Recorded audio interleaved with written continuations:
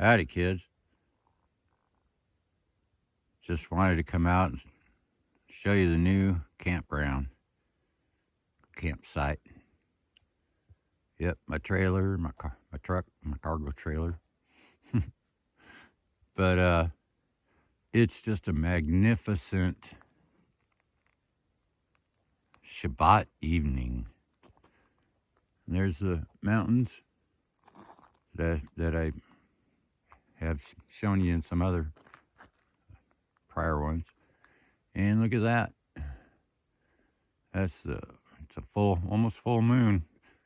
It's gonna be pretty eerie out here tonight. It gets pretty eerie, you know. You can just see everything. So, let me zoom out here a little bit now that I showed you my camp. So we're looking now towards Blythe, but Blythe is just hey. I don't think you can see him. This can't go that far, but there's a donkey right out there. I think he just went back. Nope, he's there. He's looking at me. She's looking at me, a gray one. See it move? I don't know if you can see it move, but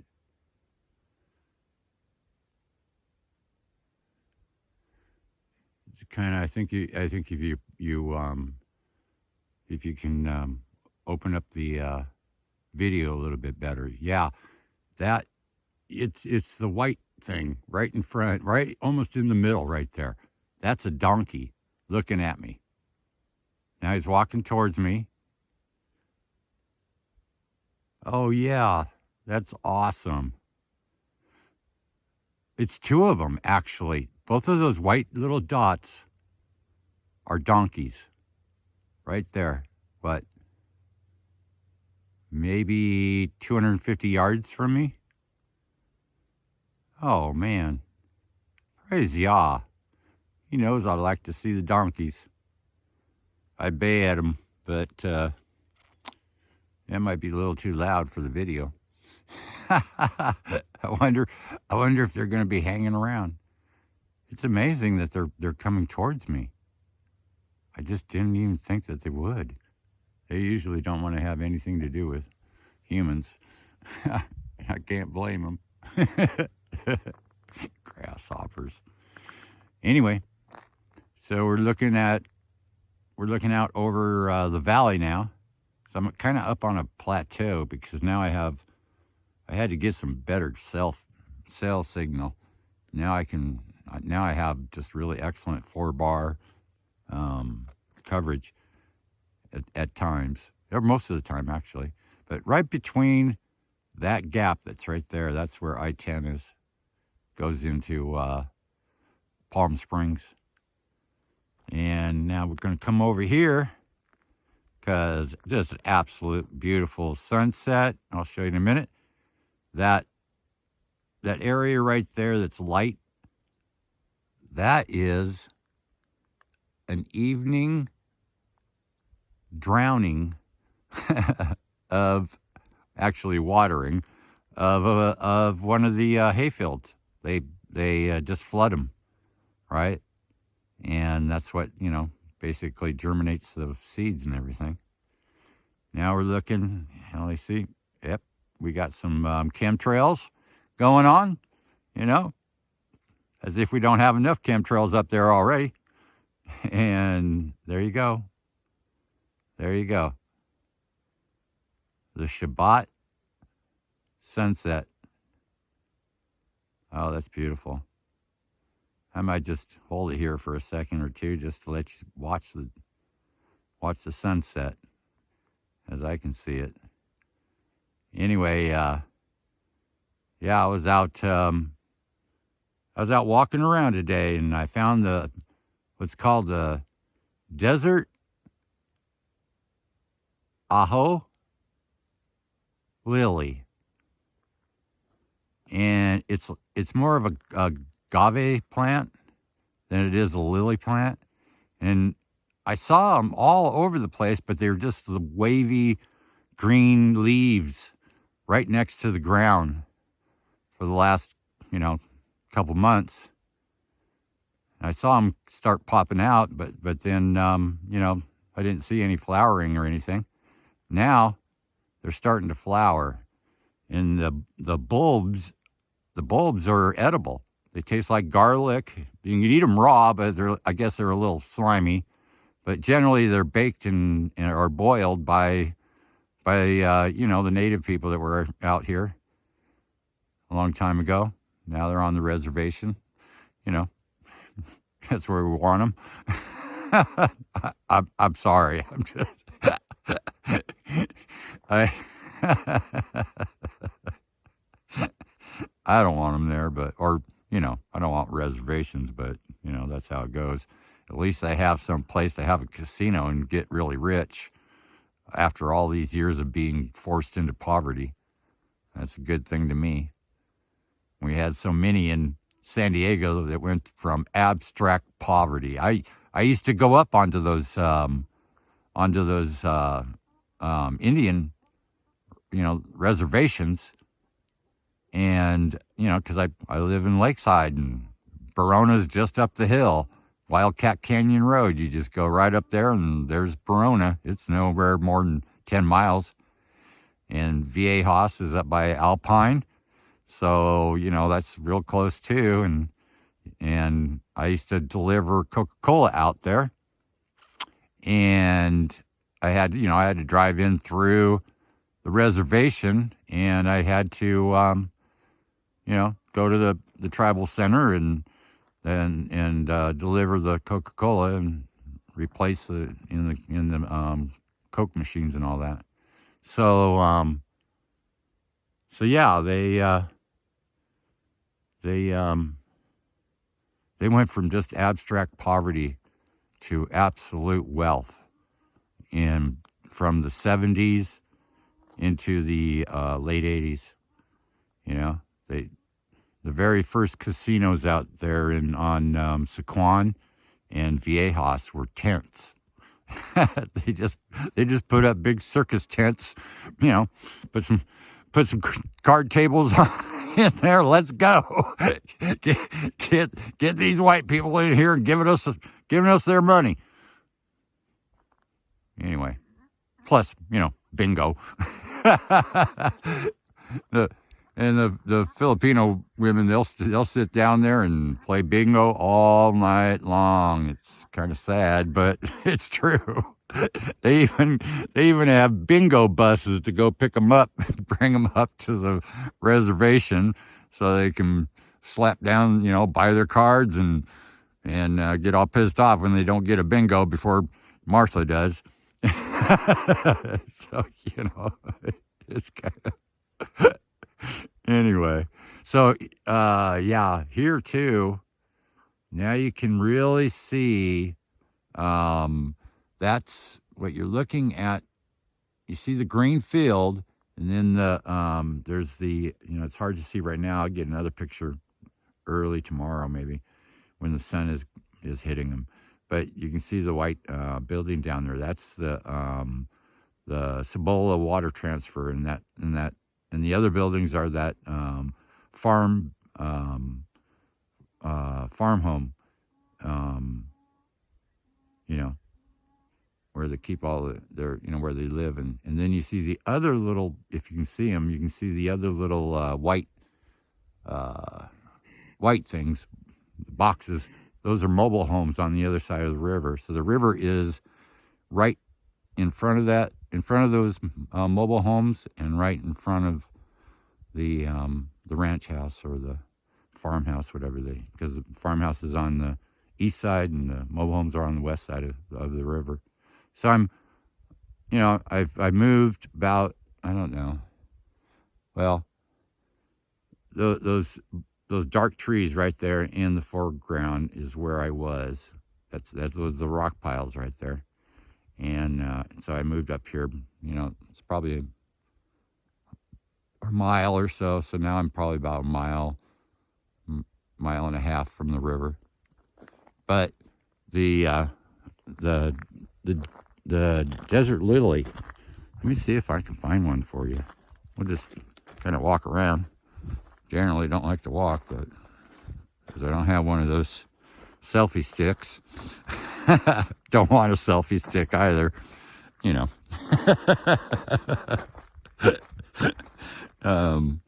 Yeah, I'm telling you. Oh, they're talking to me. They're really close. Oh yeah, yeah. They're looking at me and talking to me. Hang on. Hey.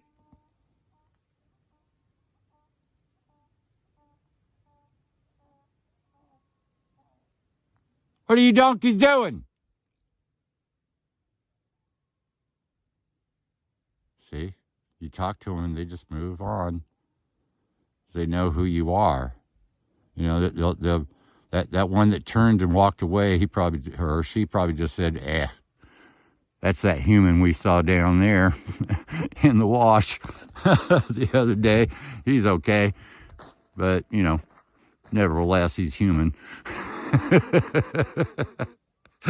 So here's the mountains out here, and in the twilight.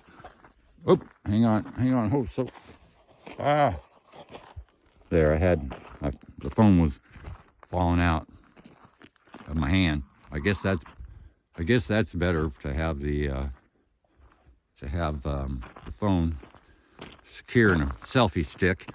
But then I think that selfie stick is too tempting for people. Yeah. Okay. This is what the desert lily looks like. Wait a minute. Wait just a minute. That's not it. There it is. Right there. See, it's got those kind of agave leaves, right? That are like green-gray and with the wavy edges. You know, they got scientific terms for that. But everything, all of them look just like that. Look at that. They're long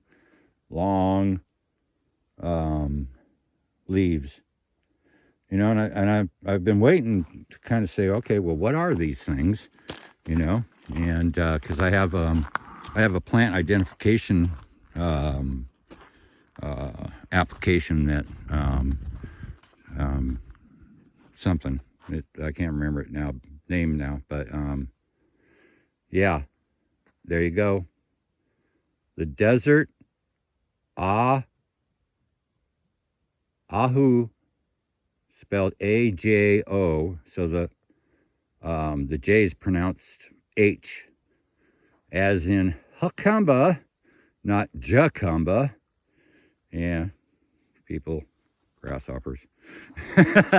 Yeah, I guess I just didn't grow up by La Jolla. If you ever heard anybody call it, you know, you could tell a new person from in San Diego County because they'd call La Jolla La Jolla.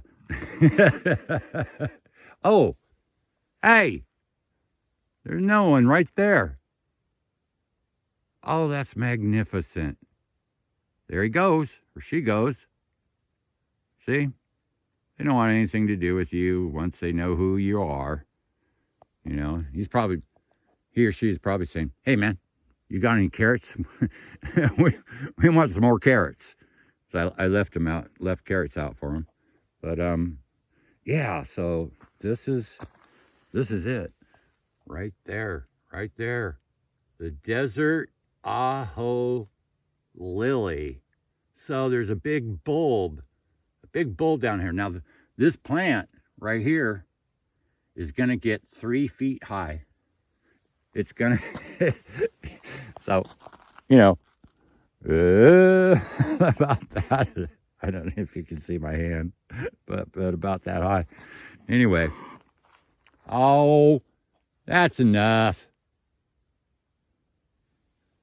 See, she's just trying to figure me out, you know. Oh, got a tail swig, so they're not too much mad at me. Oh man, I just love them. I just so love that animal. You know. Now in Acumba, I had a mule. You know, He didn't like anybody. He didn't like. I saw him once take a carrot from somebody, and a little girl, and she had to hold it out all the way with her hand and stand real slow. And Big John, that was his name. He was, Dennis bought him to break him because Dennis had horses, so he was going to go up to Alaska on horseback and mule, but I guess that plan fell through. But he never broke Big John, and he had a breaking arena or whatever they call it, corral on the property that I was going to buy. It was just fantastic property. Yeah, too bad. Oh well. But anyway, so they grow from a bulb underneath the sand right there at the bottom, and the bulbs can be harvested. They taste like garlic. I think. Did I say that? I don't know. Yeah, I think I did. But the bulb can lay dormant underneath the sand for years and still survive, waiting for enough moisture to send up leaves and then flower like this, send up a stem. Because they basically go dormant, hibernate until the water comes. And I know there's a lot of desert plants that are like that, but I didn't know this one could do it for years. And so that's a very special plant. And that's dinner. That and the Irish potatoes that grow out here too. Let me see if I can find you an Irish potato plant here. That's one right there. That's an Irish potato plant right there. And they're all over. Right there. Right there. Oh yeah. Even in the new campsite, got to have a little trash. Damn humans. So that's all. Those are all desert, or they're called Irish potato. Is it Irish potato? Yeah, I think it's Irish potato, and they're native, actually. So there'll be a big bulb under the ground with these that I can dig out and have potatoes, and then I can, get the lily bulbs and get the potatoes to taste like something, So, yeah, I'm going out and collecting all the getting photos of all the plants, and so that I can identify them and put them into my garden. Boy, he's really close. He's right there. He just keeps huffing and puffing, or she.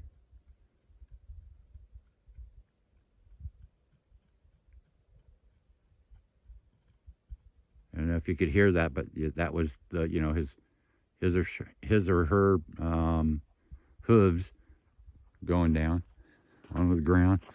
All right, so yeah,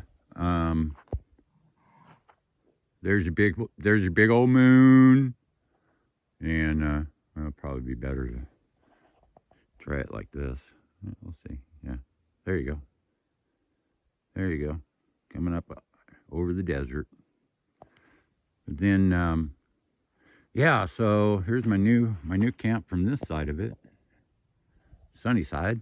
Had to turn my solar panels towards the sun because they were flipped the other way in the other place that I was at. And there's my wee boost. It's getting a wee more boost. Now it's up on the thing, and my cargo trailer and the tree. And that's it's some kind of needle tree. It doesn't have leaves. Those are more like needles, you know. So thorns and things like that. And someone had a 50-gallon old rusted what do they call, barrel. Cut it up as a cut it up as a fire, like barbecue, you know. It's got a grill, so I'm gonna move that over here and have me some fires here pretty soon. Let all kinds of wood and stuff around here, so you know, you just have to pick it up. And yeah. I ain't got no carrots tonight or no apples. Haven't been to town. Next time I'm in town, I'll pick you some up. You gotta set expectations with them donkeys. My neighbors. Yeah, my neighbors are a bunch of donkeys. Quite literally. All right. Yep. Chemtrail going. Now the lights come on. It's really awesome at night because there's going to be lights all the way across. Now I call that Castle Mountain because of those three little peaks on the side, or in the middle actually, and they're pretty cool when you see them in the light because there's just big, enormous boulders, and yeah, just cool. And yeah, and so there'll be a bunch of lights off that way and all through the Cibola.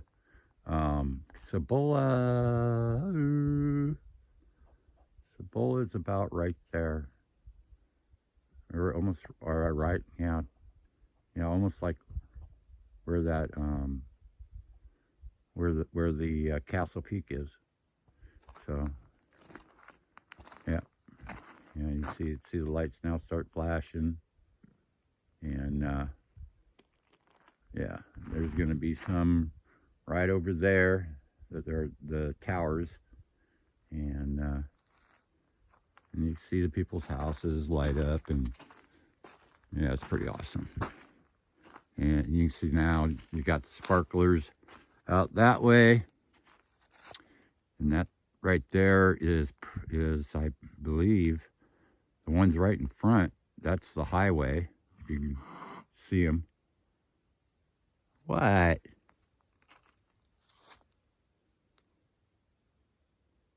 And the buggers are all over me tonight, all around. It's amazing. They came out and showed themselves to me. Yeah. And then we're gonna have yeah, you see the lights. If you can see the lights, they're moving way out there. Oop. Now, yeah, I see it. You see them right there. That's the highway. That highway, that's 78, I think. Yeah. And it's going to go all the way down the valley and then go over those hills to Glamis, and then through Glamis, which is out in the big sand dunes where all the UTVers go. And then it's going to end in Brawley, right near El Centro. I don't know if you just heard that. Those are the coyotes' calls. There you go. They're going to start.